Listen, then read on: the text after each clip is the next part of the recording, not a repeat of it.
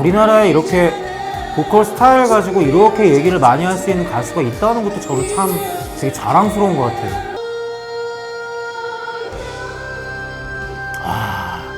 보통 이런 소리들이 나올 수도 없지만.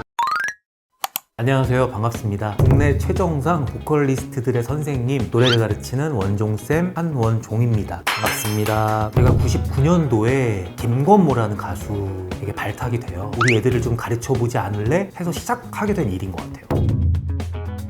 당시에 정말 충격이었어요. 메가톤급 시인이었죠. 당시에 잘 나가던 아티스트, 뮤지션들이 서로 이제 같이 피처링 작업하고 싶었고, 곡 주고 싶었고, 정말 이렇게 노래하는 애가 있나라는 가수가 있었을까요?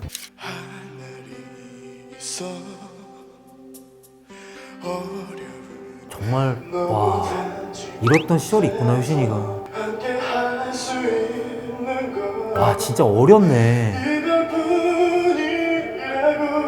당시에 노래들이 사실 미국의 팝을 좀 많이 흉내내던 시절이라 노래에서 팝적인 느낌이 강하게 들려야 되는 게 맞아서 팝을 일단 너무 잘 부르고 흉성이 되게 많지 않죠. 오히려 이때는 아무것도 잘 몰랐을 때여서 지금 우리가 좋아하는 야생화 때랑 좀 비슷한 느낌이 좀 있네요.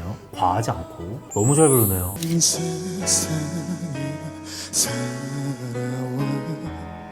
이때가 이제 흉성이 좀 과할 때죠. 와, 1집 때랑은 엄청 차이가 있네. 발성의 변화가. 발성적으로 중요하게 다뤄야 될 부분이기도 해요, 흉성이라는 게. 혹시나 하고 이제 정말 그 체스트에 있는 울림들 다 써야 되는. 흉성을 많이 써서 감정이 좀 과하기도 한데 1집보다는 엄청 성숙된 느낌? 오히려 너무 감정이 많은 소리를 내다 보니까 한 10년 차이 나는 것 같은 느낌? 이게 1집 1년 차이가 맞나요? 라고 물어볼 정도로 1집 때 해줄 수 없는 일의 박효신은 정말 신인답다. 발성도 어떤 거에 지나치게 꽂혀있지 않는 본인의 목소리가 좀 많이 들리는 것 같고, 동경에서의 박효신은 확실하게 어떤 소리를 내야 되고 어떤 음악을 해야 되겠다가 좀 정해진 게 있는 것 같아요. 우리가 알고 있는 포모리 창법, 흉성은 사실 이제 SG 워너비부터 이렇게 얘기를 하게 되잖아요. 어떻게 보면 원조가 효신일 수도 있겠다는 생각이 드네요. 그래서 이제 디렉 볼 때 좀 감정을 조금 뺄 수 있는 부분은 많이 빼보고 그런 얘기들을 많이 했던 것 같아요. 근데 그 노래에서의 흉성은 되게 좋게 들었던 기억이 있어요.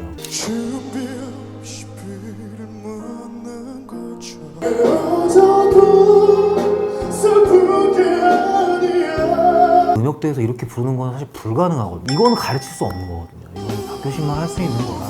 보이스 체인지가 없이 말도 안 되는 지금 이렇게 자연스럽게 넘어가잖아요. 저희가 어떤 음역대에서 어떤 발성으로 넘어가는 구간들이 있거든요. 근데 이걸 아마 우리가 흉내를 내도 안 될 것 같아요. 이 노래도 참 명곡인데 이때도 흉성이 많았어요. 끌어서 내죠.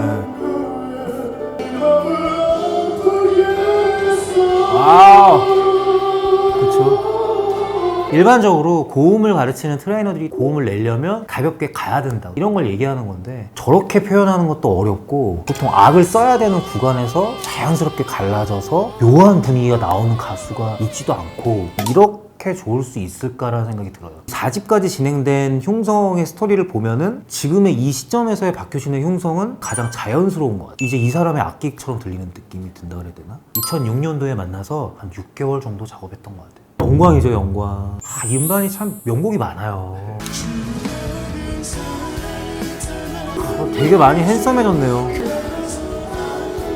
약간 음악적인 변화도 좀 있는 것 같아요. 많이 울면서 표현을 안 하는 것 같아요. 동경이나 그곳에 서서나 좋은 사람까지는 모든 감정의 슬픔을 울면서 표현했다면, 이제 약간 웃으면서 마음으로 우는 듯한 느낌? 감정에 대한 이해도가 좀 많아졌기 때문에 감정을 절제할 수 있는 것 같아요. 어떤 그 헤어짐과 이별과 사랑하고 이런 것들에 대한 감정에 대한 이해도가 좀 높아서 절제할 수 있는 느낌이 좀 있다 그래야 되나? 제가 정말 지금도 가지고 있는데 이 당시의 데모가 너무 좋아서 안 버리고 가지고 있어요. 그래서 와타시 꾸이데모 이뜨지 와케라이데 일어랑 영어로 했던 버전들이 있는데 사실 그 느낌이 너무 좋아서 그 느낌에 맞게 작사가들이 최대한 어울리게 가사를 썼었고 또 그 느낌에서 나오는 스토리로 곡을 만들었던 걸로 지금은 그런 문화가 아닌데 데모를 가수가 잘 숙지하고 와서 가수의 색깔을 좀 맞춰주고 완전 지금 그 장르에 특화되어 있는 보컬 디렉팅을 한다면 이때는 데모 작업을 굉장히 많이 중요하게 했던 것 같고 이 음반에 공동 작곡 작업이 되게 많았어서 저도 아마 같이 작업실에 꽤 오래 있었던 걸로 기억을 하는데 아무래도 다른 음반이랑 다르게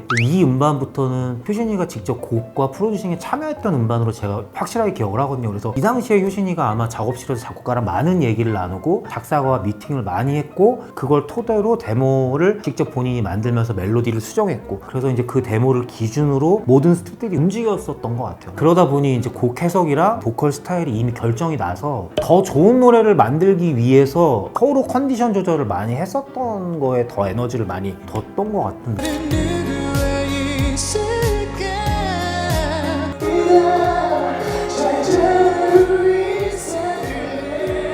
우리나라에 이렇게 보컬 스타일 가지고 이렇게 얘기를 많이 할 수 있는 가수가 있다는 것도 저도 참 되게 자랑스러운 것 같아요. 비강을 약간 눌러서 이제 소리를 내기 시작을 하면 가사 전달을 많이 하려고 노력하는 것 같아요. 소리를 전달하는 게 아니라 가사를 더 정확하게 하려다 보면 이제 구강이 좀 좁아지고 비강을 누르게 되잖아요. 그런 창법들이 확실하게 들리네요.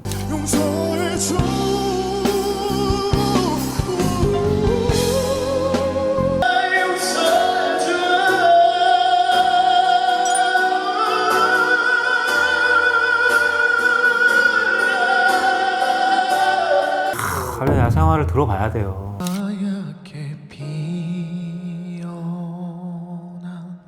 훨씬 더 명료하고 사랑과 이별의 관계가 좀 깔끔하고 이때 저처럼 많은 사람들이 박수를 많이 쳤던 이유가 우리가 원했던 게 이거 같아, 이게 제일 좋은 거 같아 라고 이제 그 당시에 정답을 다 내려버린 것 같아요. 네, 너무 나의 삶을 노래를 들으면서 상상할 수 있는 시점인 것 같아요. 다른 노래들은 다른 사람 혹은 영화 속에 있는 사랑 얘기를 이렇게 좀 상상을 할 수 있어야 되는 노래라면 내 얘기 같은 느낌?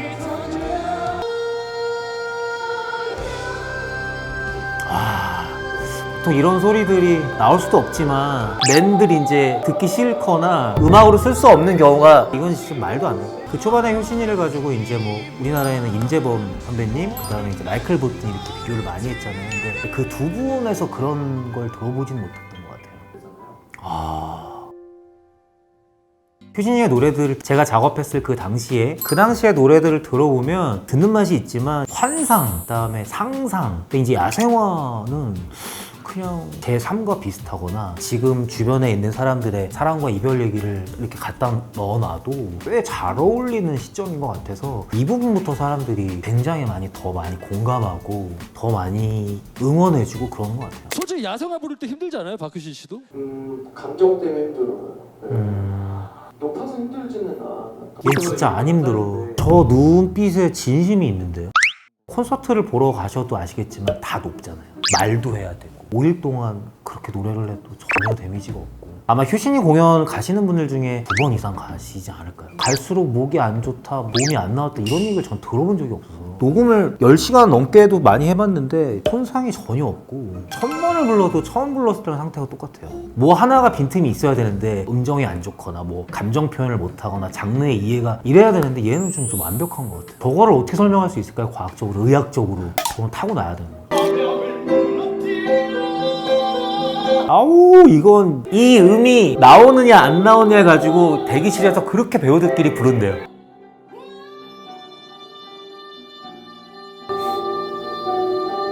울림이 있어요, 이 음역대에. 이런 음역대에서는 보통 샤우팅이라 그래서 악을 질러야 되는데 악이 아는 느낌이라 아마 야생화 때부터 들리는 좋은 얘기들을 잘 받아들이고 가는 것 같아요. 사람들이 많이 인정해주고 많이 좋아하는 부분에서 조금씩 이제 변화를 준다거나 이런 걸 선택하는 것 같은 느낌?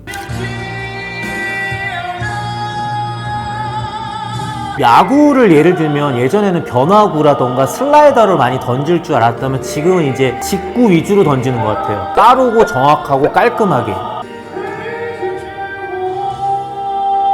그렇지 자, 아무래도 뮤지컬은 고전이기 때문에 박효신을 부르면 안 되기 때문에 저 베토벤이라는 역할을 불러야 되기 때문에 아무래도 자기 색깔을 좀 많이 버릴 수 있어야 되는데 잘 절충하고 가는 것 같아요. 아주 자연스럽게 변화를 추구하는 뮤지션인 것 같아요. 1집에서의 박효신과 2집에서의 박효신이 차이가 좀 있지만 3집, 4집, 5집까지의 점차적으로 바뀌는 모습이 있고 그다음에 야생화에서 갑자기 확 바뀐 게 이게 사람들이 원하던 곳으로 가는 거잖아요. 지금 사람들이 공감할 수 있는 삶 속의 음악을 틀었을 때 어울릴 수 있는 것으로 가는 거니까 이런 아티스트가 있을까요? 예를 들면 나얼 씨만 예를 들어도 변화가 없잖아요. 그 자기만의 방법으로 다양한 음악을 표현하지만 효신은 자기 보컬에서 뭔가를 변화를 주는 거라 그래서 우리가 아직도 할 얘기가 많고 다시 나올 수는 없는 애는 확실한 것 같아요. 가요도 잘 부르고 R&B도 잘 부르고 또 즉흥 연주도 잘하고 애들립도 좋고 심지어 뮤지컬에 가서도 고전에 복장을 하고 고전을 흡수하고 있고 이런 거 보면은 신이 내려보낸 아이 같은 느낌이 들어요.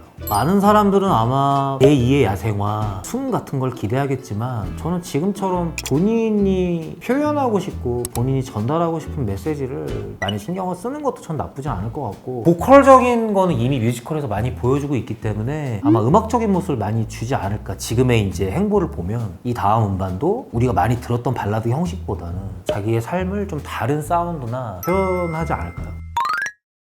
효신이에 대해서 다시 한번 이렇게 쭉 모니터링을 시대별로 할 수 있는 시간이어서 신박했고요. 제가 이런 대단한 가수를 잠깐이나마 좀 디렉팅을 해서 감독님 또 선생님이라는 호칭을 쓸 수 있었던 것도 되게 많이 영광이었던 것 같아요. 오늘 초대해주신 헤이데이 채널 구독과 좋아요 꼭 많은 응원해 주셨으면 좋겠고 제 유튜브에도 좀 찾아오셔서 많이 응원을 해주셨으면 정말 감사드리겠습니다. 오늘 만나 뵙게 돼서 너무 감사했고 또 뵐 수 있었으면 좋겠습니다. 감사합니다.